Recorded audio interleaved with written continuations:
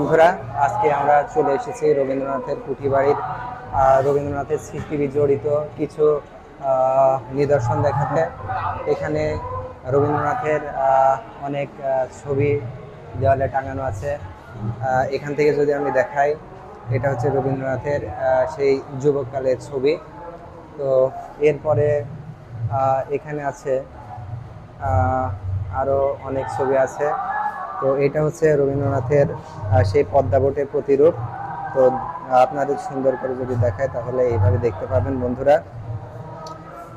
এটা হচ্ছে রবীন্দ্রনাথের আরও অনেকগুলো ছবির ভিতরে। এগুলো 1890 সালে, 1912 সালে। এরপরে এখানে আরও কিছু ছবি আছে যেগুলো এই জাদুঘরে স্থান পেয়েছে। আর এটা হচ্ছে রবীন্দ্রনাথের আরেকটি ছবি, যেটা মহাত্মা গান্ধীর সাথে তোলা। বন্ধুরা, এদিকে আসেন।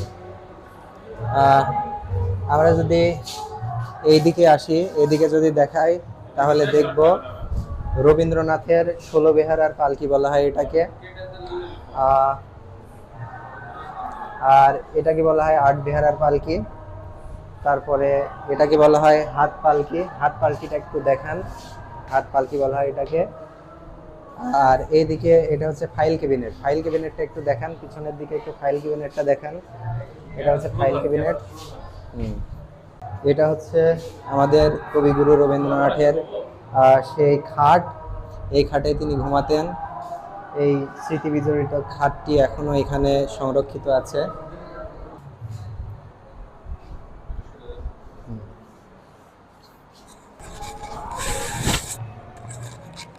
এটা হচ্ছে কদমবাড়ি দেবী, রবীন্দ্রনাথ ঠাকুরের বৌদি, যতীন্দ্র ঠাকুরের স্ত্রী। এরপরে আরও আছে রবীন্দ্রনাথ ঠাকুরের সেবারত প্রতিমা দেবী ও নীলকুমারী মহলানবিশ।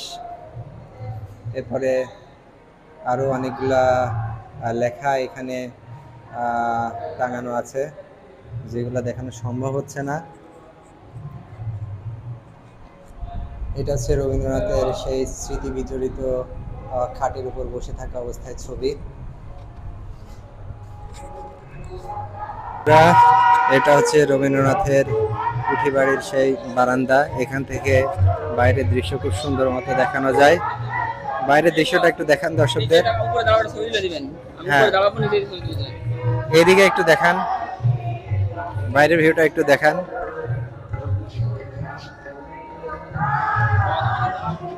অনেক সুন্দর দৃশ্য, দেখতেই মন চায়, চোখ জুড়িয়ে যাওয়ার মতো একটা দৃশ্য।